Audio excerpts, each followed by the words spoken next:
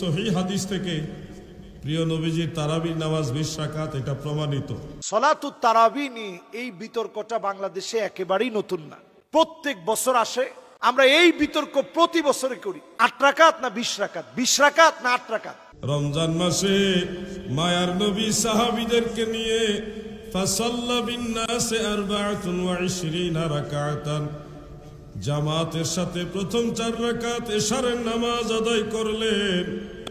এরপরে জামাতের সাথে 20 রাকাত তারাবি আদায় করলেন। এই হাদিসের রেজালে সনদের রেজাল যারা রয়েছেন তারা সবাই সেকা, বিশ্বস্ত, সাদুক, সত্যবাদী। অতএব মারফু, মুত্তাসিল, সহিহ হাদিস থেকে প্রিয় নবীজির তারাবির নামাজ 20 রাকাত, এটা প্রমাণিত। এছাড়াও বহু হাদিস শরীফ রয়েছে।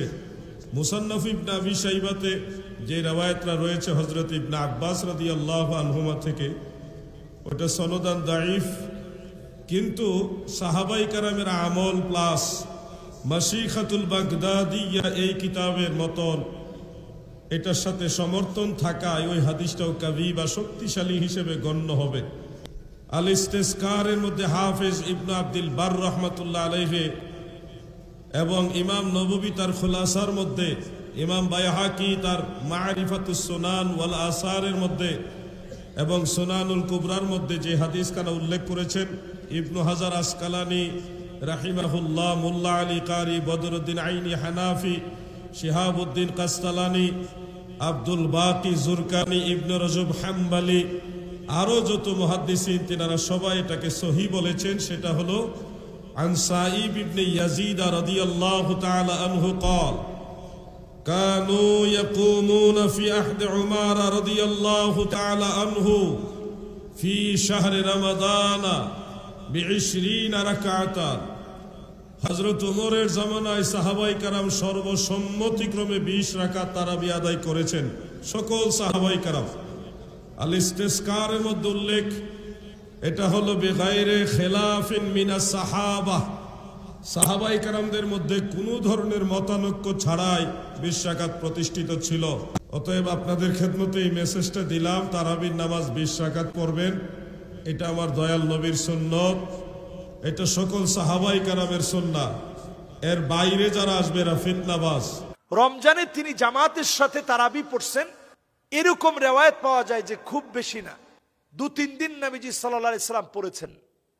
যখন দেখতেছেন যে এটা যদি নবীজি পড়ার কারণে মানুষের উপরে যদি এটা বাড়াবাড়ি হয়ে যায়, কষ্ট হয়ে যায়, মানুষের উপরে যদি চাপিয়ে দেওয়া হয় যে এই 20 রাকাত তারাবি পড়তে হবে, তাহলে এটা দেখা যাবে এত পরিমাণ কষ্টের কারণ হবে। অনেকে যারা অসুস্থ তারা তো এটা থেকে তখন ওজর খাই করতে পারবে না, তার পড়তে হবে।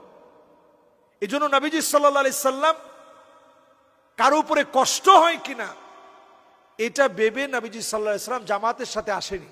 ওমরে ফারুক রাদিয়াল্লাহু তাআলা আনহুর সময়ে 20 রাকাত জামাতের সাথে যারা নবীজির কুররা ছিল, নবীজি যাদের কাছ থেকে তেলাওয়াত শুনতেন, তাদেরকে দিয়ে তিনি তেলাওয়াত করিয়ে 20 রাকাত তারাবি শুরু হয়েছে। তো সাহাবায়ে কেরামের ভিতরে এটা ইজমা হয়েছে। সাহাবায়ে কেরামের ইজমাকে কিভাবে আপনি প্রত্যাখ্যান করেন? অনেকে এক্ষেত্রে বলতে পারেন যে ওমর রাদিয়াল্লাহু তাআলা আনহু শরীয়ত প্রণয়ন করার কে? আমি বলবো যে এই কথা যে আপনি বলছেন, এই বেয়াদবি করার অথরিটি আপনাকে কে দিয়েছে? হাদিসের ভিতরে আসছে ওয়া আদ্দু আলাইহা বিন নওয়াজিস আলাইকুম বিসুন্নতি। নবীজি বলছেন আমার সুন্নত মানো, আমার খুলাফায়ে রাশিদিনদের সুন্নত মানো, দাঁত দিয়ে কামড়ে ধরো। তো খুলাফায়ে রাশিদিনদের ভিতরে ওমর রাদিয়াল্লাহু তাআলা আনহু তিল পরিমাণ তিনি কোনো ছাড় দেন নাই। হকের ব্যাপারে অত্যন্ত বজ্র কঠোর ছিলেন তিনি। 20 রাকাত সাহাবায়ে কেরামকে নিয়ে জামাতের সাথে অংশগ্রহণ করছেন, আবার কখনো কখনো না পড়ে পাশ দিয়ে চলে গেছেন। তার মানে রুখসত আছে, যদি কেউ অসুস্থ হন। উনি 2 রাকাত পড়ে চলে গেছে, 4 রাকাত পড়ে চলে গেছে, 6 রাকাত পড়ে চলে গেছে, 8 রাকাত পড়ে চলে গেছে, 10 রাকাত পড়ে চলে গেছে। আপনি শুধু 8 রাকাত বলেন কেন? যতটুকুন পারেন পড়ার চেষ্টা করেন।